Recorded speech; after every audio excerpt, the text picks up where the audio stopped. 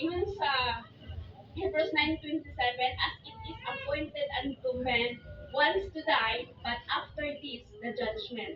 So kitang tanan nakalapit na naatay appointed time. So kita for example siya na atong December 19, mo na to yung appointment na kato na time kuwaon na gid siya sa Ginoo. So halimbawa sa tuwa maabot, wala ta kabalo kung kano sa anytime pwede ta kuwaon sa Ginoo, pero ang pangutana kung maabot na sa tuwa ang time kuwaon ta sa Ginoo anytime. Ang pangutana andam bata. Una ang pangutana kung maabot sa tuang time, ang pangutana andam bata. So dali ang ani lang dili pinaagi sa religion, dili pinaagi sa baptist, dili pinaagi sa one way outreach, dili pinaagi sa pagbinuutan or pag-unsa paghatag og kwarta sa church nila ko jud kaayo, dili na mao ang requirements kay naingon ang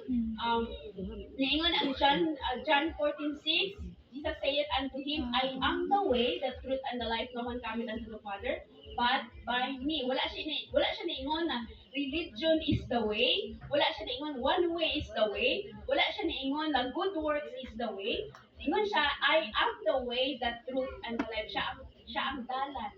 So pakaadto ta sa amahan, pinaagi kang kinsa kang Kristo nga atong. So si Jesus Christ regalo siya nga gihatag sa tong naa na sa tong dawaton nato maangko nato kinabuhi na walay katapusan. Kung ba kinabuhi na walay katapusan, naa tay kinabuhi sa next life kung umabot sa tong panahon umabot sa to ang kamatayon na maatay kinabuhi sa sunod nga next life ana kinabuhi na walay katapusan. Ang maangko nato kung dawaton nato butuon ta og mosalig kay Jesucristo nga atong Ginoo.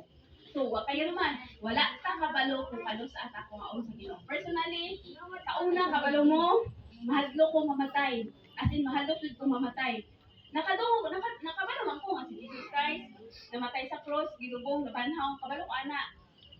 Pero, na-agree time na I think naglinog ko ba, natulog ko, na, what if what if ka nang mamatay ko, no? Naasa ko pa ito. Gusto na akong madto sa langit, pero wala ko kabalo kung paano. Hantod na katong March 2, 2003, na ina-share sa ako sa Bible, dito na ko nasabtan na ako isa ka makasasala, ang bayad sa akong sala, pato ko sa impyerno. And then nasabtan ako, na pinaagi lang kay Jesucristo, kita maluwas, o kawaton lang, o tuuhan o saligan si Jesucristo nga atong manluwas. That's it, wala na tayo laing buhaton. Dawaton lang ang regalo nga gihatag sa Ginoo. Kana nga regalo mao si Jesus Christ. Dawaton lang nato, wala na tayo laing buhaton. Dawaton lang saligan o tuuhan si Jesucristo nga atong manluwas. I hope nga kaning pagkamatayon ni Manong kanang naatay something na maulit ta sa asa ta naatay realization na kanang I believe kanina ko ang blessing siya. Nawala man siya sakit, pero I believe blessing siya sa tanan ng mga tao. Salamat kaayo sa tanan